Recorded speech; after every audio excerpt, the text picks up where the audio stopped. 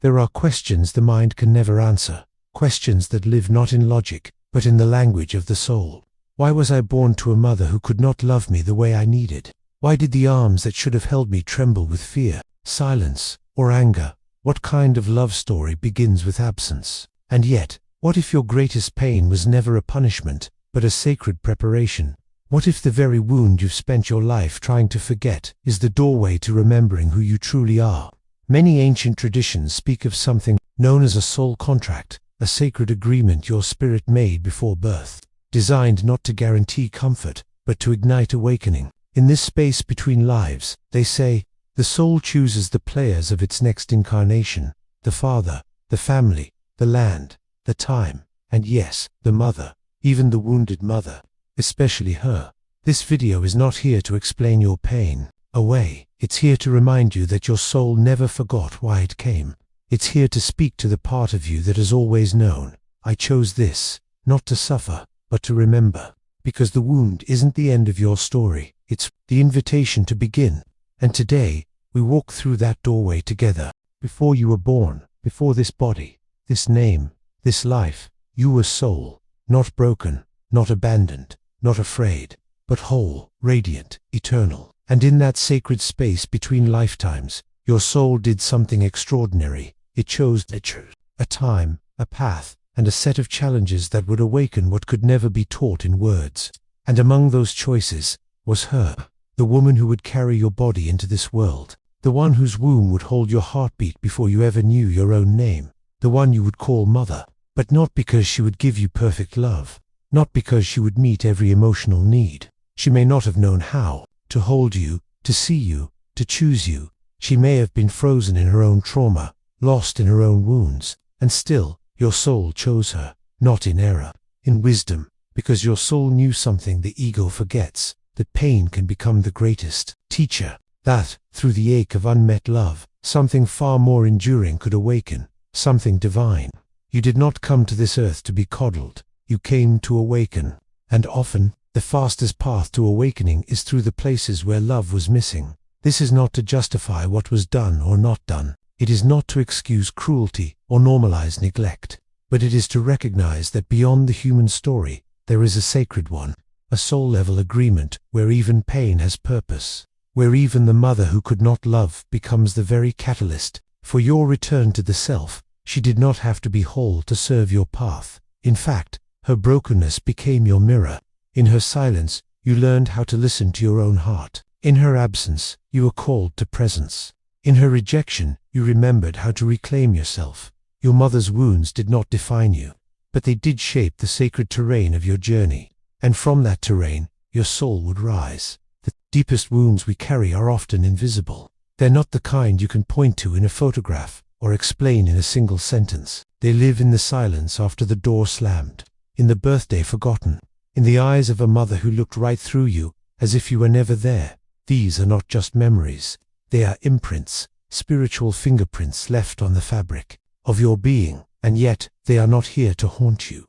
They are here to wake you. You see, the child inside you was not just looking for comfort. That child was reaching for truth, for a sense of belonging that was never dependent on anyone else's approval. And so, when that belonging was denied, something else began to form. Not just pain, but purpose. Not just wounds, but wisdom. Carl Jung taught that suffering is not just something we endure, it is the very soil in which consciousness grows. When the mother cannot see you, you are forced to see yourself. When she withholds affection, your soul turns inward, seeking a love that cannot be taken away. In the abandonment, a sacred fire is lit. It says, there must be more than this.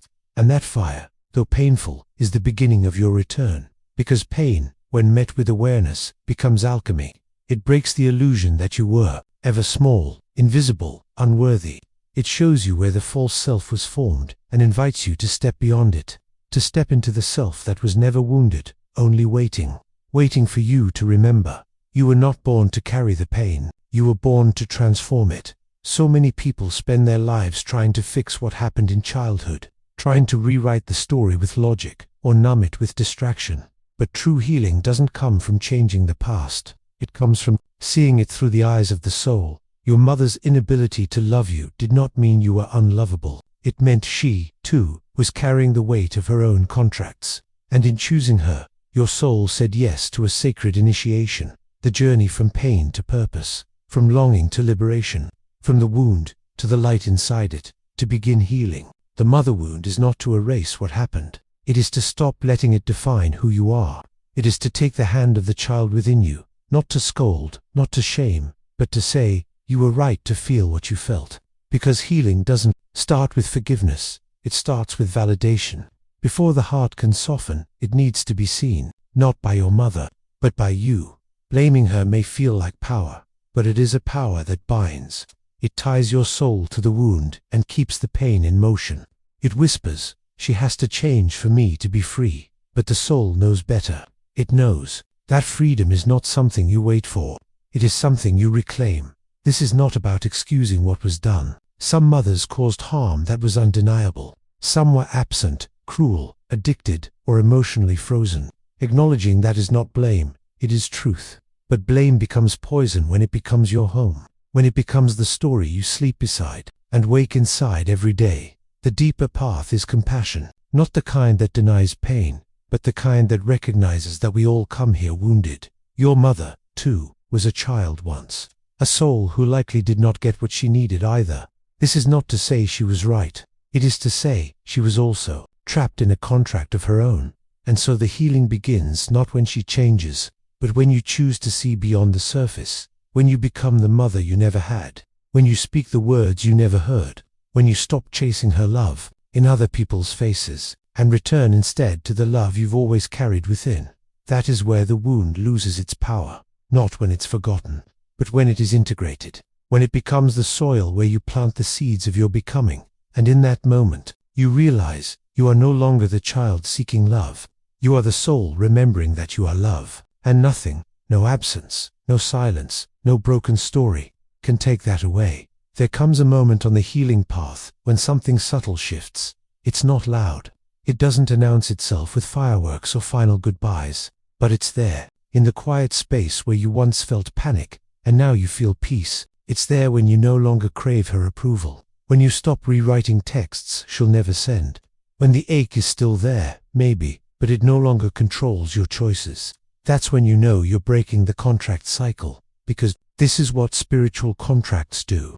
They repeat, generation after generation, until one soul wakes up, until one person decides, this pain ends with me, and not through vengeance, or rebellion, or cold detachment, but through the softest revolution of all, self-love. You'll know you're healing when you can feel your boundaries without guilt, when you stop explaining your worth, when you no longer try to rescue people who remind you of her. You'll know when your nervous system relaxes in places where it used to tremble, when you can hold your own inner child in moments of need. Instead of seeking a mother in every relationship, job, or friend, it's in the way you start to mother yourself with tenderness, the way you listen to your emotions without silencing them, the way you create spaces of safety that you were never given, and in doing so, you become what your lineage has never seen, a healed soul walking in a body that no longer carries inherited pain. That you may not get applause for this, you may not get acknowledgement from the family that trained you to self-abandon,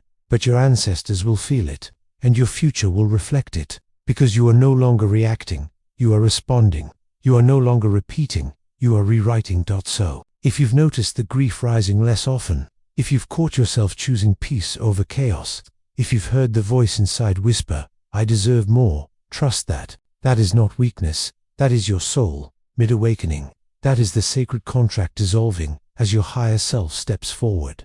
The wounded mother is not just a source of pain, she is an archetype, a symbol, a soul who played a role far more sacred than it seemed, because in the theater of the soul, not every teacher shows up wrapped in light. Some arrive as shadows, carriers of generational wounds, mirrors of unhealed lineages, and still, they teach, they initiate, they awaken. Your mother may not have known the role she played, she may never have called it sacred, but the effect on your path, the way it cracked you open, the way it forced your spirit to rise, was nothing short of divine. In her absence, you were called to presence. In her rejection, you learned acceptance of self. In her silence, you found your voice. And so, paradoxically, she became both the wound and the teacher. not because she consciously chose to, but because the soul works with what is. The soul alchemizes even pain into purpose. This is where true liberation begins, not in denying the harm she caused, but in recognizing the greater pattern at play, that her incapacity was not your failure, that her coldness was not your unworthiness, that her blindness to your beauty was not a reflection of your light, but of her darkness. When you see this, not just with your mind, but with your heart, something ancient releases, the chains loosen, the contract begins to dissolve, and in its place, a new story begins to form, not one of blame, not one of victimhood, but one of transformation. You begin to see her not just as your mother, but as a soul who, like you, came here to learn, a soul who passed on what she could, and what she could not, and you, brave soul that you are, said yes to it all, because deep down, your spirit knew that this pain would be your path, that, through her, you would remember yourself, and now that you have, you can bless her, not because she earned it, but because you are free. And now, as you stand at the edge of this remembrance, take a breath, not the breath of survival, the one you've taken 1,000 times without noticing, but the breath of return, the breath that says, I am no longer lost in her story. I am home in mine, because the truth is not hidden anymore. It's here, rising softly within you, like a forgotten language. You did not come to this earth to be mothered perfectly. You came to awaken through the cracks. You came to remember your wholeness, not because someone handed it to you, but because it was always yours to reclaim. Yes, you chose her, and no, it wasn't for the pain, it was for the initiation, for the sacred fire that would burn away illusion and leave only soul. You didn't choose this to suffer, you chose this to see what generations before you could not, to feel what others numbed, to speak the words that trembled on the tongues of your ancestors, to love, not blindly, but consciously, fiercely, from the center of your own being. This is not the end of your healing, it is the beginning of your sovereignty. A new life, not built in reaction to what you couldn't give, but rooted in what you now know you deserve. So as you leave this space, carry this truth with you. You are not the wound, you are the one who transforms it. You are not the abandoned child, you are the awakened soul. And even if she never says the words you longed to hear, you are saying them to yourself now. You are becoming the voice you waited for. You are the mother you needed. And perhaps, just perhaps, this was the point all along.